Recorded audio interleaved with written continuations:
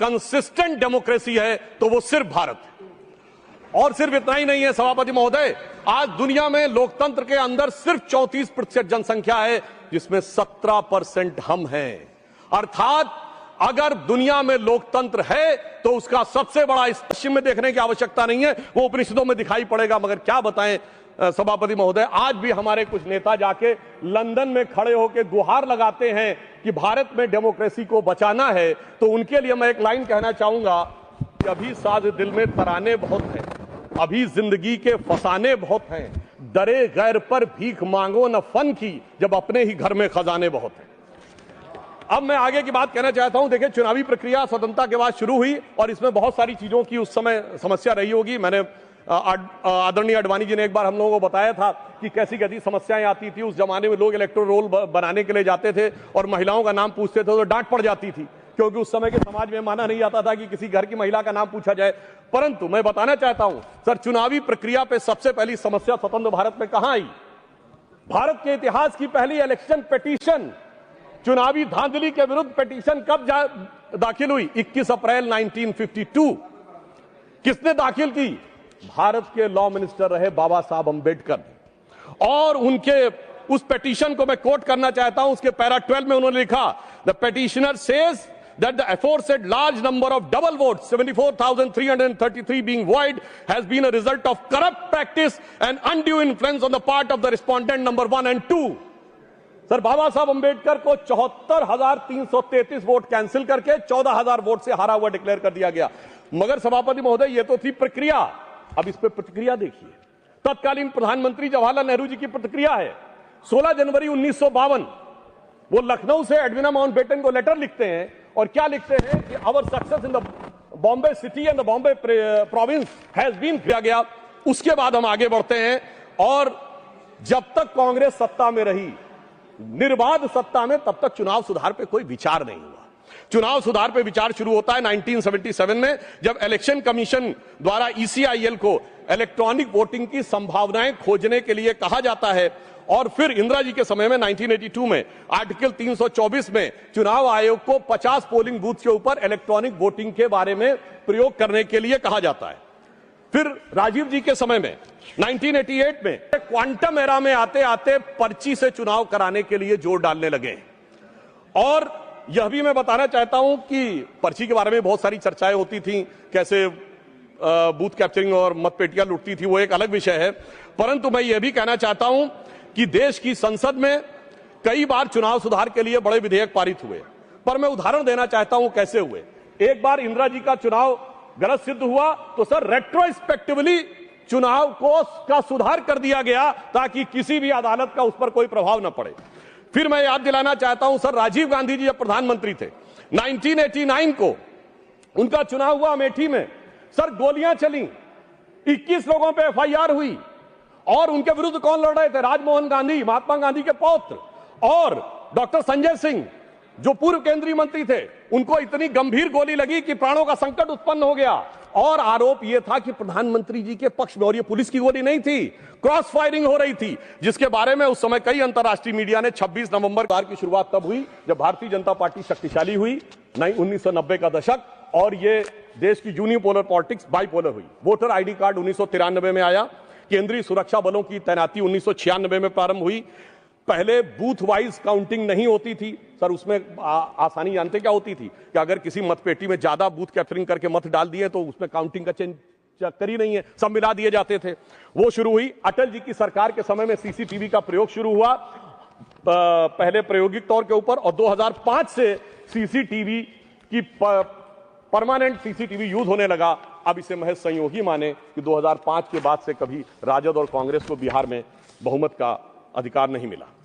जब मोदी जी की सरकार आई तो हमने क्या किया कि जो पॉलिटिकल पार्टीज को कैश डोनेशन मिलता था उसे 20,000 से घटाकर 2,000 किया। बहुत वो ईमानदार कहते थे, वो 20,000 की चाय पिलाते थे। अब मुझे लगता है सदन और देश को समझना चाहिए 20,000 की चाय क्यों पिलाते थे, क्योंकि 20,000 तक कैश लेने पर आपको सोर्स नहीं देना पड़ता था। पर मोदी जी ने आकर उन्हें, चाय पिलाने वाले ने आकर उसे 2,000 कर दिया है, तो अब उनकी चाय बड़ी महंगी हो गई है, भले ही 20,000 से 2,000। क्या 2014 से पहले जहाज नहीं उड़ते थे, खर्चे नहीं होते थे? आज न्यायालय चाहे भी तो उसको पता नहीं लगा सकता। कम से कम यह पारदर्शी व्यवस्था हमारी सरकार ने आके की। और इन लोगों की सरकार कब रहती थी सभापति महोदय, जिस जमाने में, और मैं यह भी कहना चाहूंगा इनकी सरकार कब रहती थी और हमारी सरकार कब है। सर, जब से वोटर आईडी कार्ड आ गए कांग्रेस की सरकार आना बंद, सीसीटीवी आ गए कांग्रेस की सरकार आना बंद, जब से स्वतंत्र जुडिशरी हो गई कांग्रेस सरकार आना बंद, स्वतंत्र मीडिया आ गई कांग्रेस को स्पष्ट बहुमत मिलना बंद, और तो और सर जब से साक्षरता दर 50% हो गई बहुमत मिलना बंद। इनको कब बहुमत मिलता था? जिस जमाने में मतपेटियां लूटी जाती थी, बूथ कैप्चरिंग होती थी, गोलियां चलती थी, कट्टे बम चलते थे, और अनेक लोग गुजरात के चुनाव, बिहार के चुनावों में 80 लोग तक घायल होते थे। इन्हें लग रहा है शायद वही जमाना वापस आ जाए। तो मैं उनके लिए पूरी संवेदना से कहना चाहूंगा कि जो पुराना गीत था, गुजरा हुआ जमाना आता नहीं दोबारा, हाफिज सईद तुम्हारा। और अब मैं इसके बाद यह विषय कहना चाहूंगा कि जो इसके ऊपर आपत्ति की राजनीति की जाती है, आज मतदाता सूची को लेकर कांग्रेस आपत्ति कर रही है। मैं याद दिलाना चाहता हूं 18 दिसंबर 1950 को डॉक्टर बाबा साहब अंबेडकर ने कहा कि जो इलेक्टोरल रोल्स हैं, बिहार के तो 45 दिन हुए, आज 45वां दिन है, क्यों नहीं अभी तक सीसीटीवी के लिए एप्लीकेशन दी है? अभी मैं कहना चाहूंगा जाइए फोन करिए, शाम 5 बजे से पहले सीसीटीवी के लिए लगा दीजिए। नहीं करना है। मैं पूछना चाहता हूं, आप कहते हैं 6 बजे के बाद इतनी वोटिंग हुई, बूथ के अंदर फोटोग्राफी पे रोक है, सड़क पे तो नहीं। दिखाइए कितनी लंबी लाइनें थी, कितनी लंबी आपने सोशल मीडिया पे पोस्ट किया, कितने आपके बूथ लेवल एजेंटों ने इस बारे में आपत्ति दर्ज की। परंतु सभापति महोदय, इसमें से कुछ भी नहीं करना है, केवल बवाल करना है। इनकी स्थिति क्या है? जैसे कोई बच्चा है, क्योंकि मैं टीचर रहा हूं तो मैं कहना चाहता हूं, कोई बच्चा है वो कहे मेरे नंबर कम आए, तो तरीका क्या है? स्कूटनी का फॉर्म भरो ना। स्कूटनी का फॉर्म थोड़ी भरूंगा, मैंने बयान दे दिया, इतना काफी है, मगर एग्जामिनेशन कंडक्टिंग बॉडी मेरी दोबारा कॉपी जांच के दे दे। चलिए मैं दूसरा उदाहरण देता हूं। क्रिकेट का मैच हो रहा है और टीम को लगा कि बैट्समैन आउट था, अंपायर ने नॉट आउट दिया, तो क्या है? रिव्यू डिसीजन में जाओ ना। रिव्यू डिसीजन में नहीं जाऊंगा, मैंने प्रेस कॉन्फ्रेंस कर दिया, अब थर्ड अंपायर अपने आप डिसीजन दे दे। मुझे लगता है वो लोग क्यों नहीं जाना चाहते, उसमें और कोई कारण नहीं है। अभी तक लोकतंत्र को वो समझ नहीं पाए हैं कि एक चाय वाले ने आकर जो स्थान ग्रहण कर लिया है, तो जो साहिब आलम थे, जो फर्जंद अंजुमन थे, जो वली अहद सल्तनत थे, जो मानते थे राज करना उनका जन्मसिद्ध अधिकार है, वो इन चीजों के ऊपर अभी तक तय नहीं कर पाए। अब मैं दूसरी बात बताना चाहता हूं, उनका नाम था जिन्होंने कहा था हमारे पास पाव भर के एटम बम है, मगर मुझे लगता है जो कांग्रेस ने हाइड्रोजन बम छोड़ा वो शायद पाव भर का नहीं, छटाक भर का भी नहीं था।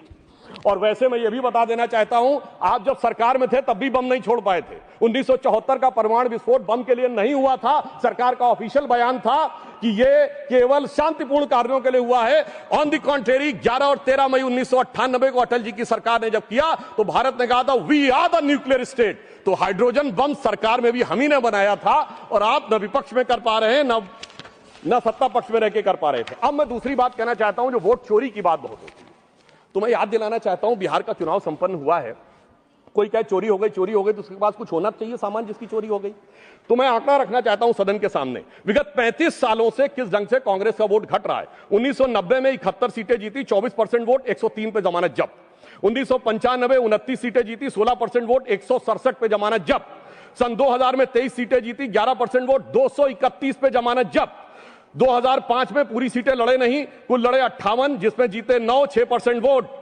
और 2010 में सर 4 सीटें जीते, 6% वोट पाया, 216 पे जमानत जब्त। भाई साहब मैं पूछना चाहता हूं आपके पास था क्या जो चोरी हो गया? इसीलिए मुझे एक चीज याद आती है, जो हमारे ग्रामीण क्षेत्रों में एक कहावत है कि जब वो चोरी की गुहार लगाते हैं तो फटक चंद गिरधारी, ना लुटिया ना थारी, और चौराहे पे चीख रहे हैं चोरी हो गई हमारी। अब मैं ये भी बताना चाहता हूं सर, एक बात और इससे अच्छी हो गई, जब इन्होंने मतदाता सूची पर आरोप लगाना शुरू किया है, इसका अर्थ ये हो गया सर ईवीएम के आरोप से विड्रॉ कर लिया है।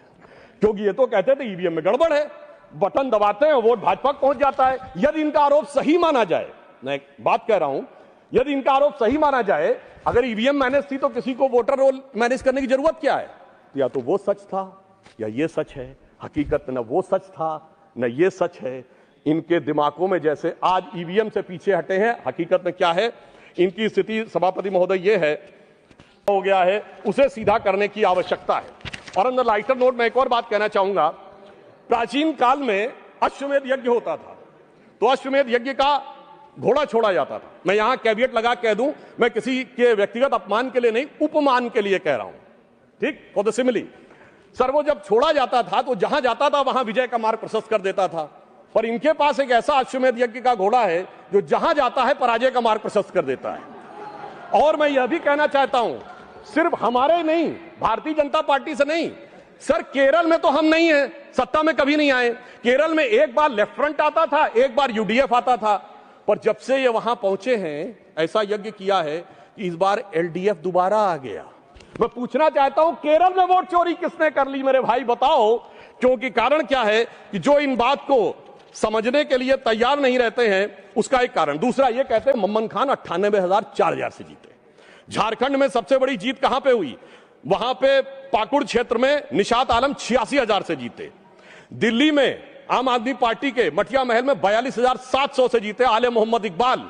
और लोकसभा चुनाव में सबसे बड़ी जीत असम की धुबरी सीट पर कांग्रेस के रकीबुल हसन 10,25,000 से जीते। तो मैं इनसे कहना चाहता हूं आपका वोट का वितरण समान नहीं है, कहीं कहीं ज्यादा गहरा है। जहां दिल का रिश्ता ज्यादा गहरा है वहां वोट ज्यादा गहरा है। जब आप उसको समझ पाएंगे तो ये वोट परसेंटेज के अंतर को आप भली भांति समझ सकते हैं। और मैं एक और बात कहना चाहता हूं कि जो लोग आज वोट का आरोप लगाते हैं सभापति महोदय, वो खुद का चुनाव कैसे कराते हैं। 6 सितंबर सन 2022 को खड़गे जी के अध्यक्ष का चुनाव हुआ, मीडिया में रिपोर्ट आई कि 22 कांग्रेस के नेताओं ने लिख के दिया कि भाई साहब वो जो मतदाता सूची है कांग्रेस के अंदरूनी चुनाव की वो तो बता दीजिए। और मतदाता सूची कांग्रेस ने अंदरूनी चुनाव की नहीं दिखाई। और वो लोग कह रहे हैं कि 28 पीसीसी हैं प्रदेश कांग्रेस कमेटियां, क्या सबके पास जा जाकर हमें वो लेनी पड़ेगी।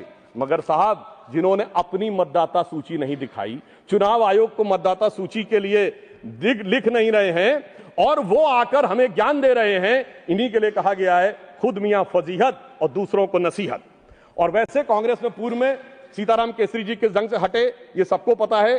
कांग्रेस के आंतरिक चुनाव में जब जब चुनाव हुआ तब तक कांग्रेस टूट जाती थी। मैंने बचपन में अटल जी का एक भाषण सुना था और वो उसमें उन्होंने कहा कांग्रेस के तो इतने टुकड़े हुए, Congress R, Congress S, Congress U, Congress O, Congress I, Congress U, Congress मैं, कांग्रेस तू, कांग्रेस आई, कांग्रेस गई। अब ये मैं बताना चाहता हूं, ये इकलौती पार्टी है जिसने महोदय राष्ट्रपति चुनाव में अपने अधिकृत उम्मीदवार को हरवा दिया। देखिए चुनाव और संविधान के प्रति कितनी इनके अंदर, अच्छा, और उस विषय का उल्लेख दूसरे सदन में कर चुके हैं गृह मंत्री जी, ममता बनर्जी जी। हाँ जी बिल्कुल, आप बैठिए, बिल्कुल बिल्कुल साहब, ये सबको पता है, बिल्कुल ये रिकॉर्ड है, आप सुनिए। और ऑथेंटिक बोल रहा हूं सभापति महोदय, अभी इनके लिए और समस्या होने वाली है। सर अगस्त 2005 में भारत की संसद में ममता बनर्जी जी ने भारत के इतिहास में सबसे अलग घटना की जब स्पीकर के ऊपर फेंक दी थी फाइल। क्यों? क्योंकि वो कह रही थी घुसपैठियों पे चर्चा नहीं कराई जा रही है। मगर आज ये लोग कैसे बदल गए, इसे देख के मुझे याद आता है सभापति जी कि देख तेरे संसार की हालत क्या हो गई, भगवान कितना बदल गया इंसान। अब मैं ये भी कहना चाहता हूं, मुझे ये समझ में नहीं आता है सभापति महोदय कि ये लोग गैर कानूनी चीजों के साथ क्यों खड़े होते हैं। जब एसआईआर आएगा ये कहेंगे वोटर आईडी नहीं दिखाएंगे। रिकॉर्ड पे जारी, प्लीज टेक योर सीट। अब सुनिए सर, जब सीए आएगा ये कहेंगे कागज नहीं दिखाएंगे। जब वक्फ बोर्ड आएगा तो ये कहेंगे कि साहब हम जमीन के कागज नहीं दिखाएंगे। मुझे समझ में नहीं आता है कि गैर कानूनी कामों वालों के साथ ये हमेशा खड़े हुए क्यों दिखाई पड़ते हैं। अब संवैधानिक संस्थाओं की बात आती है तो मैं याद दिलाना चाहता हूं, इस देश में चुनाव आयुक्तों की बात आती है तो अटल जी की सरकार एक कोर्ट से गिरी थी, तब चुनाव आयुक्त कौन था? मनोहर सिंह गिल। तुरंत चुनाव क्यों नहीं कराया गया अप्रैल 99 में? एक न्यायाधीश ऐसे भी बने जो पहले कांग्रेस के नेता रहे, चुनाव के प्रत्याशी रहे और उसके बाद सर्वोच्च न्यायालय के न्यायाधीश बन गए, जस्टिस बहरुल इस्लाम। सर संवैधानिक संस्थाओं के साथ क्या हुआ, इस देश में एक न्यायाधीश, मुख्य न्यायाधीश ऐसे ही बने जिन पे कानून की डिग्री नहीं थी, जस्टिस कैलाशनाथ बांचू। मुझे लगता है कि जिस ढंग के संवैधानिक संस्थाओं के साथ हुआ है, और मैं एक और बात कहना चाहता हूं, जो लोग कहते हैं चुनाव आयोग ठीक काम नहीं कर रहा वगैरह वगैरह, तो मैं कहना चाहता हूं जरा उत्तर से दक्षिण तक देखिए। चुनाव आयोग कश्मीर में अच्छा काम करता है, पंजाब में अच्छा काम करता है, हिमाचल में अच्छा काम करता है, सर हरियाणा में गड़बड़ कर देता है, फिर उत्तराखंड में गड़बड़ कर देता है, राजस्थान में सर 2018 में सही काम करता है, 2023 में गड़बड़ कर देता है, फिर यूपी गड़बड़ करता है, बिहार गड़बड़ करता है, झारखंड ठीक कर देता है। क्या बताएं, मध्य प्रदेश में पहले तो अच्छा किया था, इस बार गड़बड़ कर देता है। छत्तीसगढ़ 18 में ठीक किया था, 23 में गड़बड़ कर देता है। गुजरात तो गड़बड़ करता है, बंगाल बहुत अच्छा कर देता है, फिर तेलंगाना अच्छा करता है सर, फिर तमिलनाडु अच्छा करता है, फिर कर्नाटक अच्छा करता है, केरल अच्छा करता है, असम में गड़बड़ कर देता है। मुझे लगता है कि देश की जनता को मूर्ख समझने का प्रयास नहीं करना चाहिए। ऊपर से अपनी सुविधा के अनुसार जो आप चयन करने का प्रयास करते हैं वो नहीं करना चाहिए। और मैं ये भी बताना चाहता हूं कि इन लोगों की जहां तक बात है, संवैधानिक संस्थाओं में किसका अपमान नहीं हुआ। राष्ट्रपति की ताकत इनके दौर में घटाई गई, कमिटेड जुडिशरी की बात इनके दौर में हुई, और तो और सर प्रधानमंत्री के ऊपर सुपर पीएम इनके जमाने में आके बैठा। भारत के इतिहास में इकलौता उदाहरण, जब दर्जा प्राप्त कैबिनेट मंत्री का दर्जा प्रधानमंत्री से राजनीतिक रूप से ऊपर था और विदेश से आने वाले लोग उनसे मिला करते थे, नेशनल एडवाइजरी काउंसिल का चेयरमैन, तो वो लोग आकर जब कैबिनेट का पर्चा फाड़ा गया वो तो एक अलग बात थी।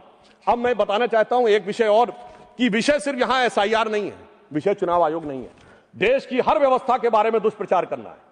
इन्होंने रफाल के बारे में दुष्प्रचार किया, ऑल टाइम हाई प्रॉफिट किया है। इन्होंने SBI, state bank of India के बारे में कहा, sir state bank of India ने प्राइवेट सरकार मिला के 77,000 करोड़ रुपए का प्रॉफिट किया है। इन्होंने कहा कोविड के बारे में दुष्प्रचार किया, उसके बाद इन्होंने राम मंदिर के मुहूर्त के बारे में किया। अर्थात मैं ये कहना चाहता हूं, इनका उद्देश्य कोई ना कोई बहाना ढूंढकर सरकार के विरुद्ध बिना बात के प्रचार करते रहना है। इसलिए मैं एक पंक्ति इनके लिए कहना चाहूंगा, वो पैरवी तो झूठ की करता चला गया। झूठ शब्द अगर गलत हो तो उसे असत्य से रिप्लेस कर दीजिएगा। तो वो पैरवी तो असत्य की करता चला गया, बस उसका चेहरा उतरता चला गया और रंगत समझ में आई, मगर आई देर से, कच्चा था बहुत, रंग उतरता चला गया। अब मैं बताना चाहता हूं थे कि बिहार में भूरा बाल साफ कर रहा हूं, 4 जातियों का नाम ले, मगर सर उनके पिताजी बेटे ने कहा, अरे काहे परेशान हो रहे हैं, बेटे ने तो सर काम ही खत्म कर दिया, उसने भूरा बाल नहीं पूरा बाल साफ करवा दिया, मुंडन करवा दिया। तो इसलिए मुझे लगता है उसको उसकी आवश्यकता ही नहीं है। और मैं अंत में सभापति महोदय कुछ सुझाव भी देना चाहता हूं। आज इलेक्शन जिस दौर में पहुंच गया है, टेक्नोलॉजी इस दौर में पहुंच गई है, एआई का दुरुपयोग होने की संभावना अगले लोकसभा चुनाव तक बहुत हो जाएगी।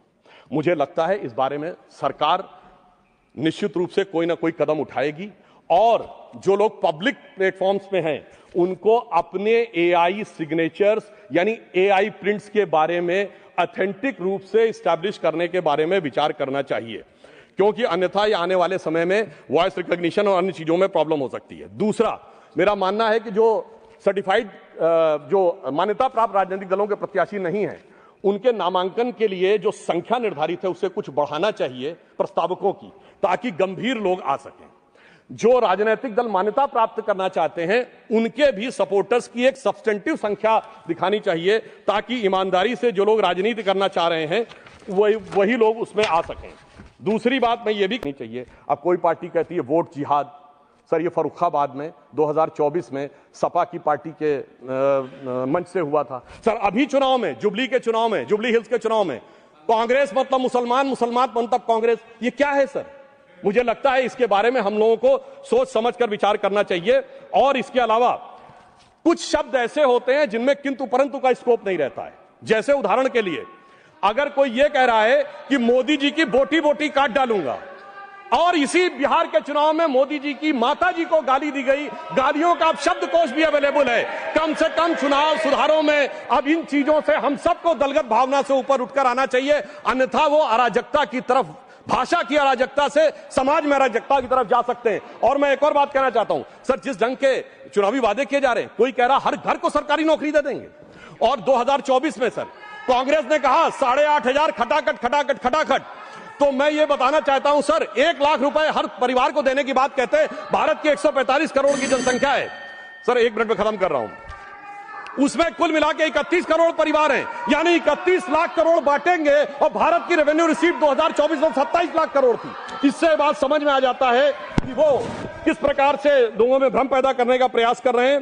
पर अंत में मैं ये कहना चाहता हूं कि आप जिस प्रकार के लोगों को साथ में लेकर सोच रहे हैं कि आप चुनाव जीत जाएंगे, यह भविष्य में आपके लिए बहुत बड़ी चुनौती बनेगी। एक उदाहरण सर मैं अवश्य देना चाहूंगा। सिलहट का चुनाव हुआ था, भारत के इतिहास में इकलौता चुनाव जिसमें यह तय होना था विभाजन से पहले कि वो भारत में रहेगा कि बांग्लादेश में। वोटिंग होनी थी और उस समय जोगेंद्रनाथ मंडल वहां के नेता थे और उनकी जाति के लोग वहां अधिक थे। उन्होंने मुस्लिम लीग से समझौता कर लिया, वहां चले गए और उसके बाद कोई जाके अक्टूबर 1950 में उनका वो पढ़ ले तो साफ समझ में आ जाता है कि जो कट्टरपंथी राजनीति के साथ रहकर बढ़ने का प्रयास करते हैं उनके साथ क्या होता है। और अंत में सभापति महोदय, मैं सिर्फ ये कहना चाहूंगा कि आप सब लोग इस विषय पे साथ आइए, वर्तमान के चक्कर में भविष्य को मत बिगाड़िए। अटल जी की कविता थी, भरी दोपहरी में अंधियारा, सूरज परछाई से हारा, वर्तमान के मोह पाश में आने वाला कल न भुलाएं, आओ मिलकर दिया जलाएं। और